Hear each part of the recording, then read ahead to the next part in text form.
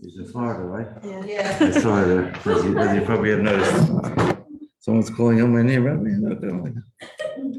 Okay.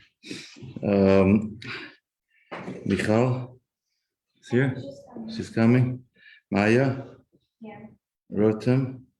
Not here. Okay, absent. So Maya's okay, Rotem's absent. Devora? Namdar is here. And Shana? Not here. Rivka Shira? Is coming. Rachel's here. Safa Geula is Here. Sarah? Yes. It's you. Devora? Shana, I'm here. I'm sorry? Devora? Was here? She's here. She's here, okay. Sharonell? It's not here, right? Here, I'm on Zoom, Rabbi. Okay, hello. Shayna is also on Zoom. Sorry? Shayna is also on Zoom. Okay. Shayna Pratusha's on Zoom. Got it. So we have Sharonell, you're on Zoom as well? Yes. Okay, got you. I just want to make sure I get that right. And then we have Bracha Simcha, you here? And Chava Kimko. Chava's here? No. Okay. Let's begin.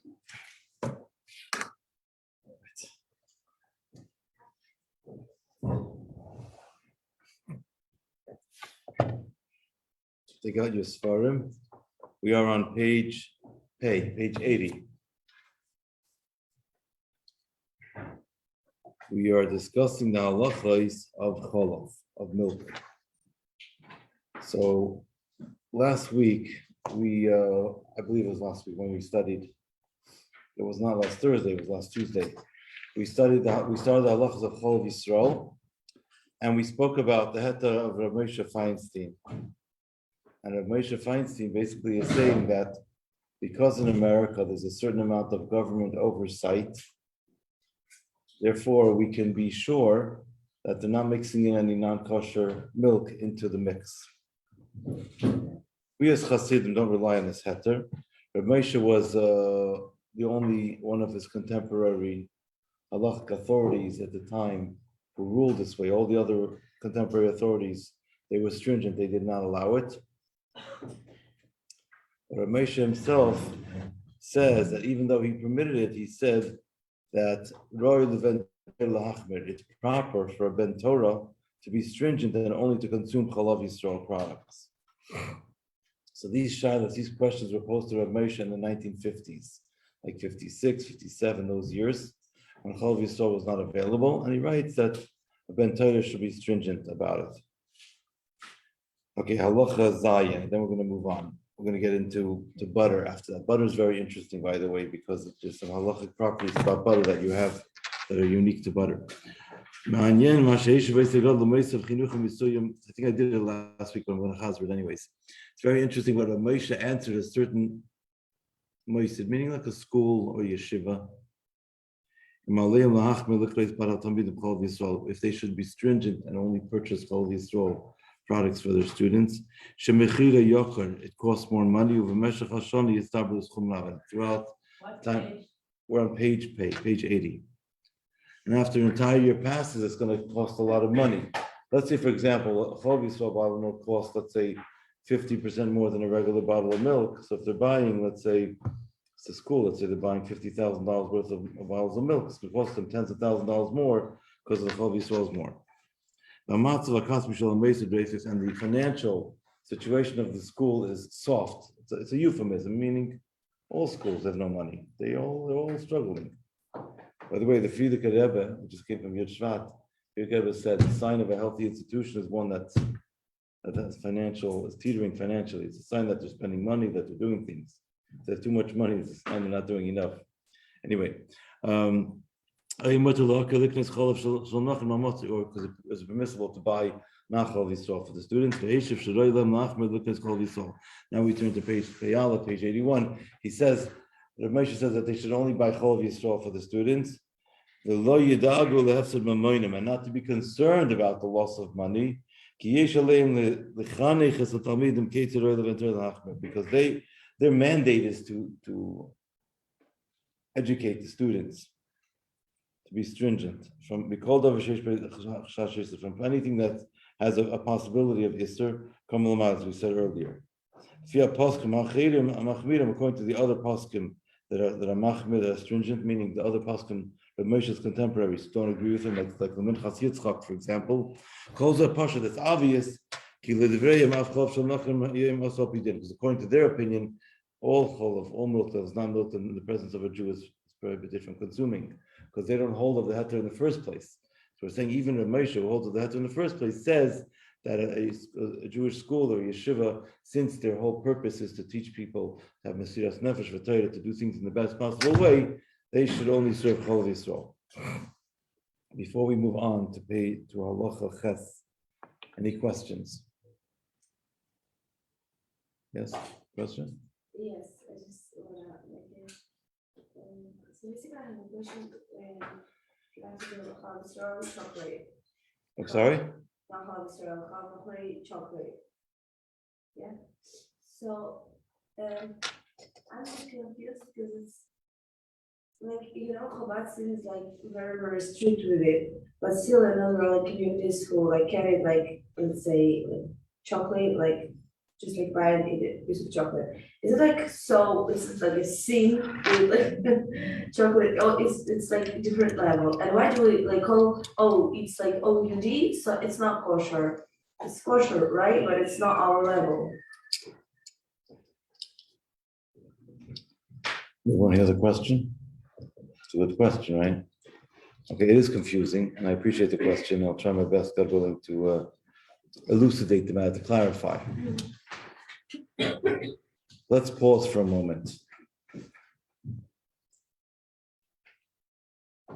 Shulchan Aruch says that cholav shechalavei nochri, milk that was milked by a non-Jew, ve'en Yisrael re'ehu, and no Jew saw the milking process, is asur to consume.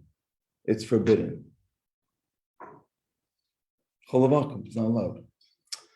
Reb Moshe said that in America, because there's a certain amount of government regulation and systemization, we can rely upon government regulation to be sure that they're not putting in any non-kosher milk into this mix of cow's milk, right? Because if they did, they're going to get a fine. So if you hold of Rav Moshe's heter, then the milk in America becomes permissible, called cholav stam. He holds it's not called cholav akum, it's called cholav stam. He gives it a new name because it's a different entity. But if you don't hold of Rav Moshe's heter, then it's forbidden. Shulchan Aruch says it's forbidden. And that's why you now have a situation where you have some religious Jews that don't keep cholav Yisrael. For them, it's permissible, because they're lenient about Rav Moshe's heter. But for those of us that don't accept Rav Moshe's heter, it's forbidden. It's a very kind of a strange outcome, as you correctly pointed out. It's a strange outcome, but it makes sense if you think about it. Because if it's not asur, then you're accepting Rav Moshe's heter, and not everyone accepted his heter. I'm going to give you an example.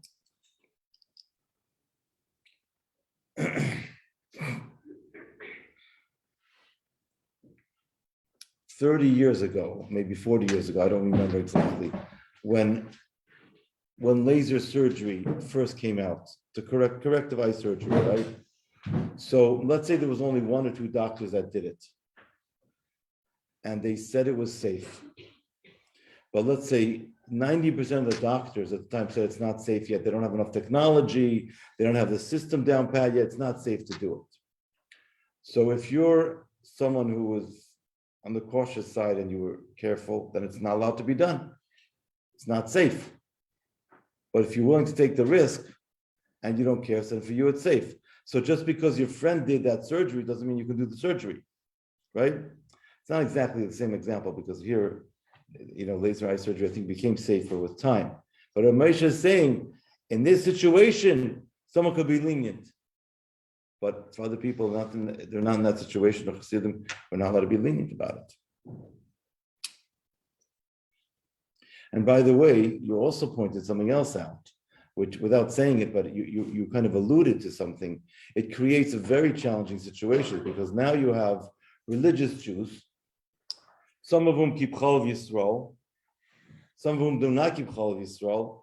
And the ones that keep Chol Yisrael cannot eat in the kitchen of those that don't keep Chol Yisrael, because the dairy is a problem because of the Caleb. Now, I'll tell you a story about that. One of my relatives, I think they moved there to Israel already at this point, but very religious people, not Chabad, not the Lubavitcher Hasidim. They did not keep Chol Yisrael. They ate non-Chol Yisrael products. They were Litvish people. But when it came to meat products, they only had, very good shchita. So I couldn't eat off their dairy dishes because their dairy dishes had not Chol Yisrael. So when I was invited over to their house for a meal, we had an arrangement that she only served us on the meat dishes. The meat, I know they're not mixing up milk and meat because they're religious people, right? So I can eat off the meat dishes, but I couldn't eat off the dairy dishes. So it creates a little bit of an interesting situation, but we have to learn how to navigate, which is why we have to ask our local rabbi. But you're right, it's confusing, but I hope I clarified the confusion a little bit. Now, by the way, another thing I want to say, to make it even more confusing, if I may, when it comes to chocolate products, by the way, I have a very strong weakness of chocolate. In my house, my wife has to hide it. She does, because once I start, I don't stop. What? Same. I'm not the only one. Okay, I'm glad. I'm not the only one. So she hides it, and then every few months she has to change the hiding spot because I find, I figured it out. If I start opening up all the cabinets, anyway, what can I do? I've accepted myself. It's okay. But anyway, what was I saying? No, so chocolate, it's interesting because the dairy that they put in it is usually milk powder. It's not actual fluid milk. And the reason for that is because fluid milk has a short shelf life. Fluid milk will go bad after 2 weeks. Powdered milk can stay fresh for 2 years. So it's a very significant difference, So the upside is great. So most manufactured products that have dairy in them have dairy powder, like milk powder or whey powder or butter. There's an opinion, there was a Rav in Eretz Yisrael, his name was Harav Tzvi Pesach Frank. He wrote a sefer called the Har Tzvi, and he writes that milk powder is not part of the prohibition against Chalav Akum, because at the time when the Chazal, when the rabbis made the prohibition, they did not prohibit milk powder, it didn't exist. The technology did not exist to make milk powder. Since milk powder is a new entity, therefore, we apply the principle that we can only prohibit what the rabbis actually forbid. We don't have the power to add new prohibitions. So anyway, so he holds that things like milk powder products are allowed to be consumed, but not fluid milk products. So that's why in Eretz Yisrael, they'll say like chalav nozel or avkas chalav nachri, which is like an extraction or like something like powder. And some people will eat avkas chalav nachri, right? Like a milk powder product, but not an actual fluid milk product. So there's different levels. And by the way, some Litvish Yidden, they keep Chalav Yisrael, but they will eat off non-Chalav Yisrael equipment. We as Hasidim go the whole way. We take the hybrid. We don't eat. We eat Chalav Yisrael. We don't eat non-Chalav Yisrael, and we also don't eat off the non-Chalav Yisrael equipment. Okay. Good. Rabbi, why did they put the extra? Like, me as a Jew, Okay. Let's say, So what? For example, I don't know, like, what's their convenient extra? I'm just like, can easily take. I don't know about. It's a good question. So I work in kosher certification. So I asked this question.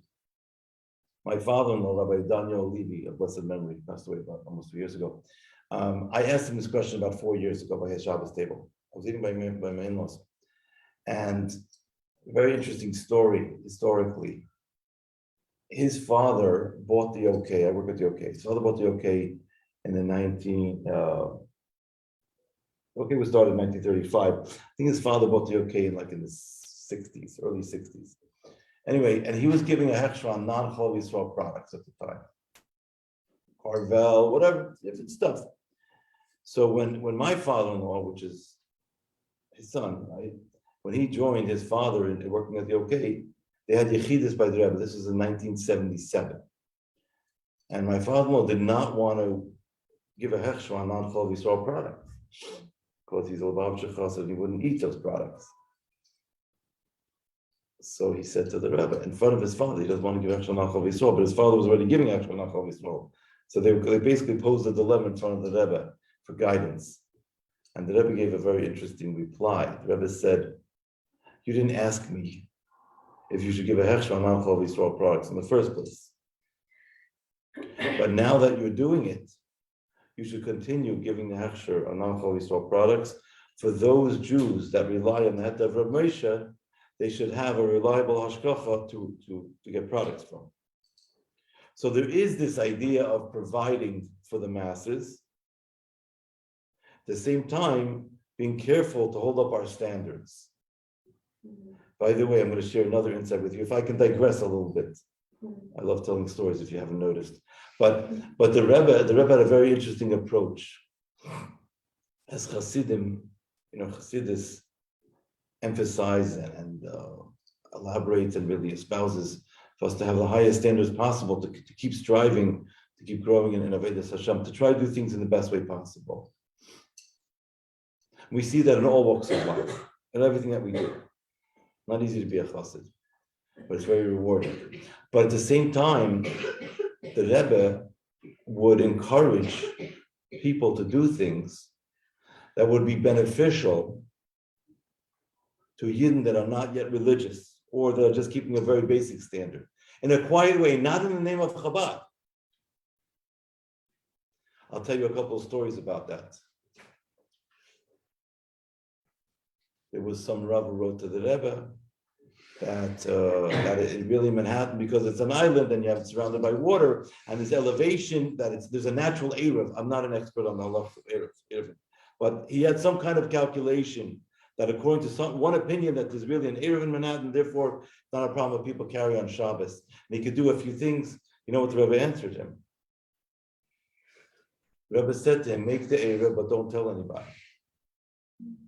This way, those that keep Shabbos, we're not going to rely on the Erev. They're not going to do something that's going to lower their standard of Judaism. But those that don't keep Shabbos yet, we have something to say. Okay, according to this one opinion, this lone opinion, they didn't violate carrying from a private domain on Shabbos to a public domain. So we have something to actually, to refer to fall back on, but not something that's meant for someone that's keeping a high standard, a proper standard.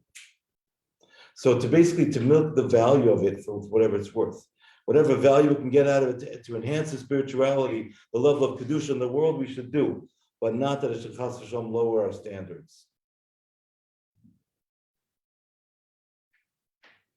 The same is true also with regards to other halachas.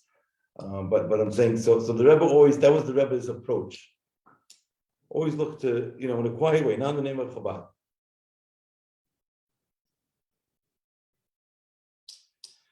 Anyway, okay, let's move on. Now we're going to move into butter. So what is the reason why the rabbi said that if you have cholav shachalav inachri, milk that was milked by a non-Jew, there's a concern, maybe they're going to mix in non-kosher milk inside? What's unique about butter? In order to make butter, it has to come from kosher milk. Non-kosher milk will not solidify into butter. It's the way it's made, because of its enzymes, its properties, it just won't happen. So when you see butter, you actually have an inherent sign and proof that this is coming from kosher milk. So as a result of that, butter in halacha is a little bit easier in terms of these halachas, because once you see it's butter, you know it's kosher milk. When it's milk, it could be that the milk mixed in non-kosher milk inside them. But when it's turned into butter, it's a sign that it was only kosher milk. Wait, if it's not kosher, it doesn't work? What's the reason you have to have a mashkiach, a from person watching the Chol of Yisrael? The reason is because we're concerned maybe they're going to mix in non-kosher milk inside the mix. When it comes to making butter, you can't make butter from non-kosher milk. It won't work. It won't curd. It won't solidify. So since you see butter as butter, that's an automatic sign and an indication and proof that it's coming from kosher milk. So as a result of that, then seemingly butter, once you see butter, butter should be acceptable even without a Jew watching it, because it's obviously came from kosher milk. We're going to discuss, I'm just giving you the picture. We'll discuss the details in a moment. The rabbis prohibited chol vakum the way it is. But butter was not included in the gezerah. Because there's no concern, maybe the non-Jew mixed in non-kosher milk in the butter. Because milk from a non-kosher animal does not curdle, does not solidify. Doesn't become hard. One cannot make butter from it. Therefore, a non-Jew's intention is to make butter. They're not going to mix in milk from a non-kosher animal into the milk, because that's why butter from a non-Jew would be permissible, according to this opinion. There's some opinions that were stringent about it, as we're going to learn in a moment. Halacha test, ulam, however,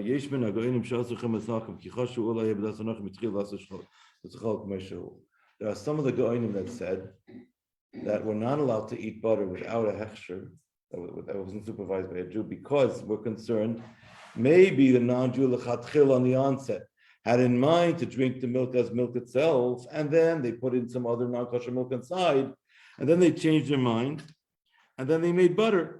And there's a little bit of the milk from the non-kosher stuck into because it's not going to hurt, not going to solidify. Maybe some of that fluid milk is stuck into the butter, like in the cracks. It's true, it doesn't solidify, but maybe it's there. Maybe some of this uncurded milk from non-kosher milk is stuck into the cracks in the butter. And as a result of these two opinions, some people were lenient about butter and some people are stringent. By the way, it's an interesting piece of history. 40 years ago, or 45 years ago, and for sure more, 50, 60 years ago, there was almost no Chol Yisrael butter available in America. Everybody that ate Chol Yisrael products with milk, they consumed non-Chol Yisrael butter because of this reason. Even in Lubavitch communities, they used to eat the breakstone butter. When I was a kid, I remember I was like 7 probably. We used to have breakstone butter, and then eventually became available. We only had Chol Yisrael butter. Now, there's two things that changed. First of all, it's better to be stringent if you can be stringent, because there's two opinions about it. And secondly, the way they make butter today changed also. So I'm going to explain that. The places that prohibited milk butter from a non-Jew, there are places that permitted. It's understood from the words of the Achrein. In the past, they would prohibit chemas hakum. In a place where you didn't actually have a tradition, you're allowed to eat chemas hakum. Ir Chadash, a new city. Now we turn to page base. That does not yet have a custom about this. If most people come from a city where they did not permit butter from a non-Jew, then it has the din of a city that had the custom to prohibit it. And not allowed to have chemas hakum. And halacha yid aleph of even in a place where they did prohibit butter from a non-Jew, it doesn't halachically have the same status as milk from a non-Jew. It does not make the kalim that were cooked in them. If it's mixed in heter, it's also batal b'reiv. So halachically, butter has a more lenient status. By the way, just want to show you an example of where modern day manufacturing can be a different situation from what Shulchan Aruch is speaking about. Shulchan Aruch says that plain butter is allowed, and even those that are stringent about plain butter, it doesn't make the vessel not kosher, and it will be nullified in the majority, not 1 in 60, be nullified just, as long as you have the majority against it, which is a bigger leniency. But today's butter is different, because today's butter they add in whey, WHEY, because there's a lot of extra whey on the market, and you can have non-kosher whey added to it. So the whole non-certified butter can actually be not kosher today. It's not pure butter. This is talking about pure butter. But today's mitzvah, today's situation is different on the ground, and therefore we have to apply today's situation and use our smarts to understand what Shulchan Aruch would have said, and it would not be permissible. He says this in Halacha Yud Beis. Today's day and age, where they add other things into the butter, and there's a concern maybe they put in other non-kosher things, like for example, non-kosher whey that's coming from a non-kosher cheese that was done in a hot process higher than yatzei lettuce. Even in a place where they were permitting chemas akum, so we still have to first verify, we have to vet out the situation to make sure that there's no chemas akum inside there, and that there's no non-kosher milk, whey or something like that inside. So in other words, butter is not automatically kosher today. You have to verify. And most butter does have whey inside it. The reason for that is because they changed the laws. I'm going to show you share with you another interesting insight about the food industry. It used to be when they would go to dairy plants, they have the whey from the cheese making process. It's called whey cooked water. It's water rich in protein. There used to be a lot of dump that down the sewer. But then people that were concerned about the environment said they made a whole ruckus. You can't do that. It's going to affect the environment, our rivers and the fish, whatever. It's going to environmentally be problematic. So they made the companies treat the whey water before they actually send it out into the sewer. So treating the water costs like millions of dollars. You have to clean the water. It's a whole big job. You have to build a building for that. So they found another way. Necessity is the mother of invention. They figured, why should we do this? We can just take the whey cooked water. We can dry it, spray dry it, take out the water content, and have whey powder. Whey powder is a marketable product. It's a byproduct. We can sell it as a protein booster because there's a lot of protein inside it. So whey powder suddenly found its way into cookies, into dog food, into butter. It started going everywhere because it's a very cheap filler and it's got protein. So people can suddenly add, these cookies got protein. So that's why a lot of cookies turned from parve to dairy. So a lot of Jews started crying for months. There was cookies, the favorite cookies, were no longer parve anymore. So it affected the food industry on all levels. Just goes to show you, if you make a fuss about something, you can make people's lives crazy. It's great. And it's water with what? It's water with the mei chalav. It's got the cheese cooked water from all the proteins from the cheese making process. They're called mei chalavs. That's why all of the products here is OEB. A lot of products. Everything I don't know, you It's a lot of products. Yeah. A lot of things became dairy after that rule was changed, was implemented, because there's a lot of cheap dairy fillers on the market. And it has a lot of halachic implications, by the way, because if you're going to add dairy to dog food, if the dog food would be kosher meat, you have a problem with basar b'chalav. Usually the dog food is not kosher meat, so it's a term for it. I'm just showing you how it applies once it starts going to the food industry. It creates all kinds of questions. What's the problem with that? It's a dog. You're not allowed to have benefit from basar b'chalav. So even giving it to a dog would be a problem. If it's kosher meat and kosher milk. Non-kosher meat, like non-kosher species meat, is not a problem with mixing it with milk. I had a story. I can give my dog milk with the chicken? No, but chicken you're allowed to, but not with meat. Okay. Wow. I'll tell you a story. I was visiting in the South. My sister lives in Alabama. And they told me that there was a frum Jew who was unfortunately in prison, Rahman al-Islam.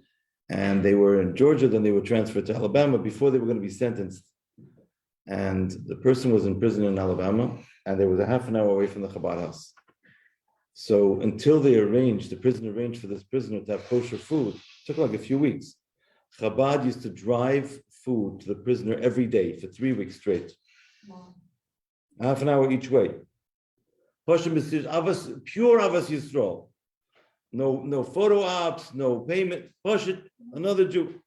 So I was visiting Alabama at the time, and they asked me if I could, go there. I said, fine.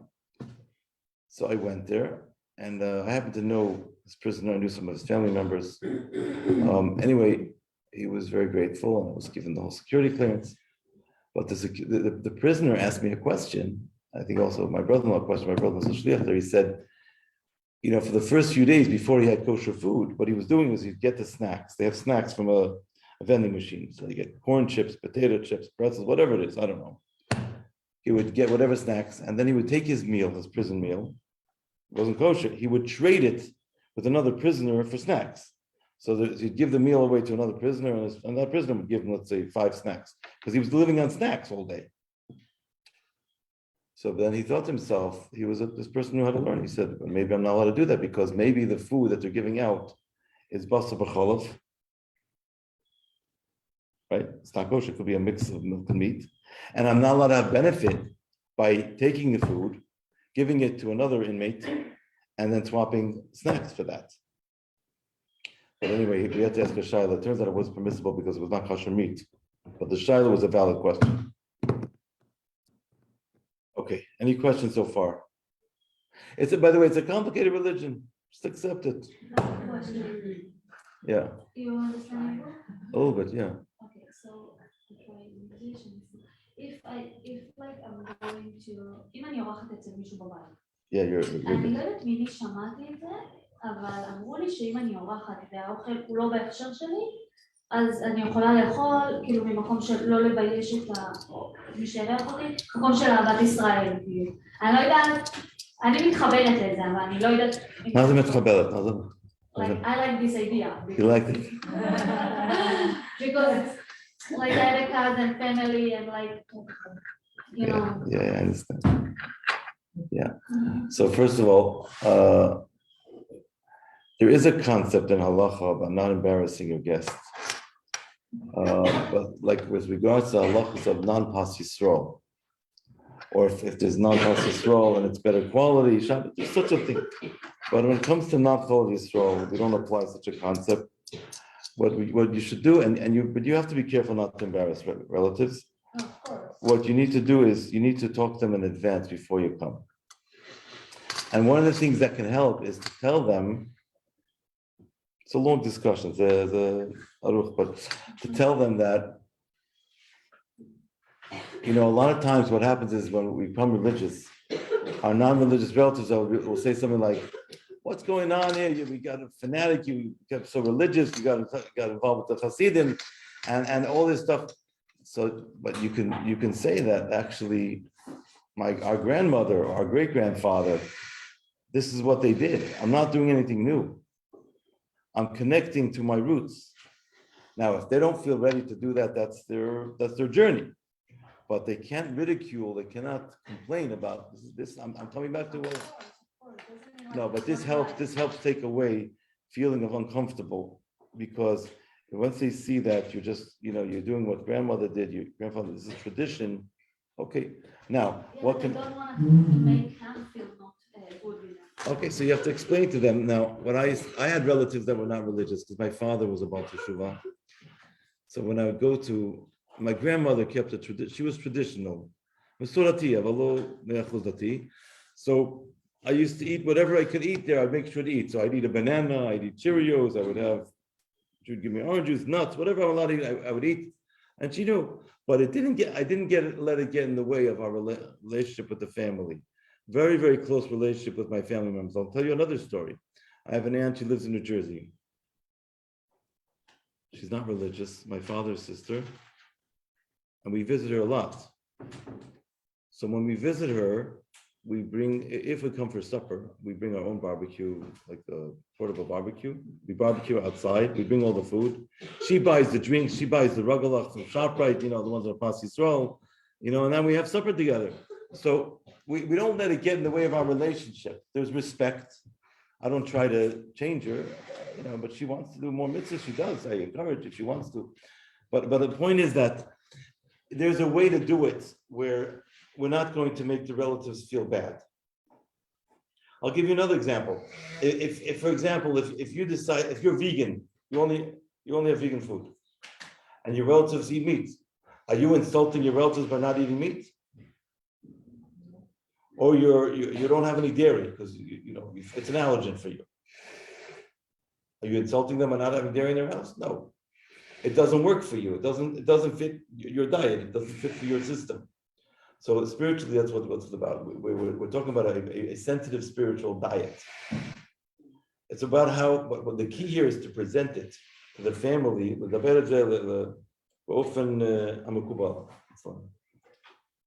Sometimes you need a rabbi to blame. The rabbi said that.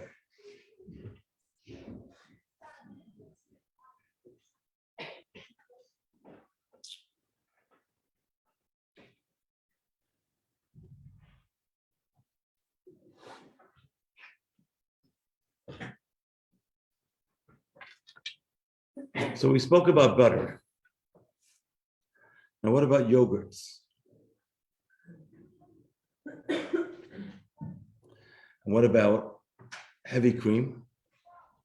These are dairy byproducts, right? They come from dairy. So there's a discussion about it. Shamenes shel nachrim, like heavy cream, fat. Yesh le'istapik b'amdina kechema, does have the same halacha as chema, as butter. Umela ein b'yisach chalavakum. And therefore, does that have the issue of chalavakum? Shema dina kecholov. The best din of cholov asura. Don't about paskim discuss it.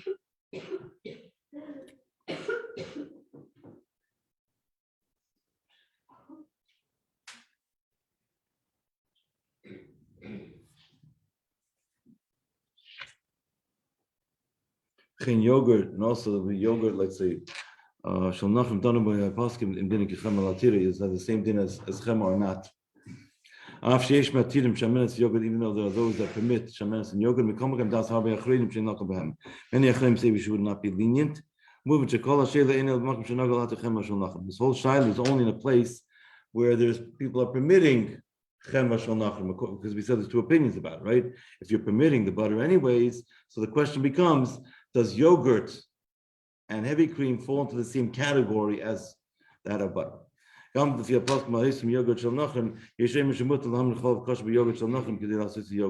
could take kosher milk and put it into yogurt to make it into yogurt. In other words, now we're speaking about the starter culture, but every yogurt that's made is a starter culture, right? The starter culture has to be, so when we talk about how it's made,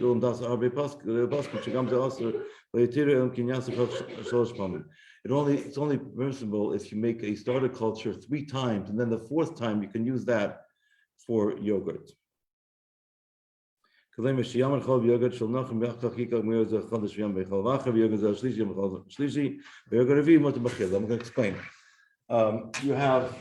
You take yogurt, you take culture, make a yogurt, another culture, make a yogurt, another culture, make a yogurt, and from the 3rd yogurt, you take the culture and make the 4th yogurt. The 4th yogurt could be called Yisrael. So it has to be 3 cultures pass, right? It's the 3rd, it's like a great grandchild, okay, of a culture. And then by the 4th time, the great grandchild will already be permissible. Okay. By the way, what is culture? Culture is איך אומרים את זה בעברית, אני לא יודע. כדי לעשות גבינה, צריכים לשים בתוך החלב משהו שמגבן את זה. כן, זה נקרא culture באנגלית. enzymes, because זה enzyme. אוקיי? רגע, יש לי שאלה. About the butter, there's no halacha that it's butter the shishim. Like if it's, you said that maybe it was a non-kosher. Milk mixed in. Yeah, so it's not butter the shishim. Like. It's not called the bashishim for a few reasons. First of all, you can still see it. And second of all, because when you make butter, the milk is still going to stay there, because only the non-kosher milk is not going to turn into butter. If I buy butter, I don't see the milk outside, just see butter. If I buy non-kosher butter, it's supposed to be kosher because it's butter, right? Right. So, But if there was milk inside, it wouldn't be bottle because it's not. It doesn't come together as one piece.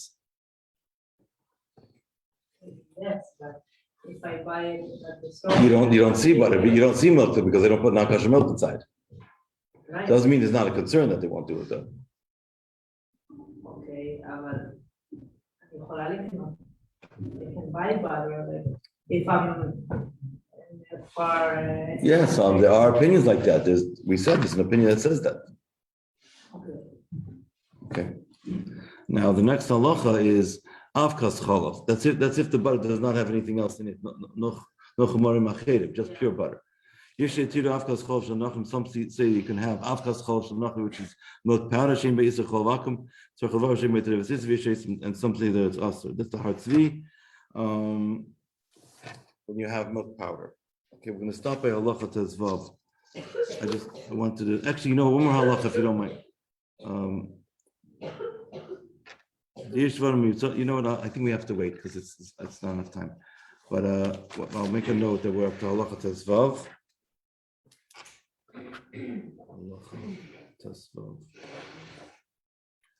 I'm sorry to see you cough so much. I have a company that we certify. What's your first name? Sorry. What? Miriam. We have a company that we certify that makes herbal extracts that help a person's immune system. They help they boost a person's immune system. I don't make any money by making this recommendation, but there were things that I had, like I had allergies, and they have really helped me. So I believe in it. If you want, I can give you the name of the person to speak to. You can buy it online. What is it? What? I'm talking about for her. What's her name? It's Miriam. I mentioned that I see that you're coughing a lot. We have a company that we certify that makes herbal extracts that can help with coughing or with immune system. If you want to reach out to them, you want to? Here, come. I'll give you the number.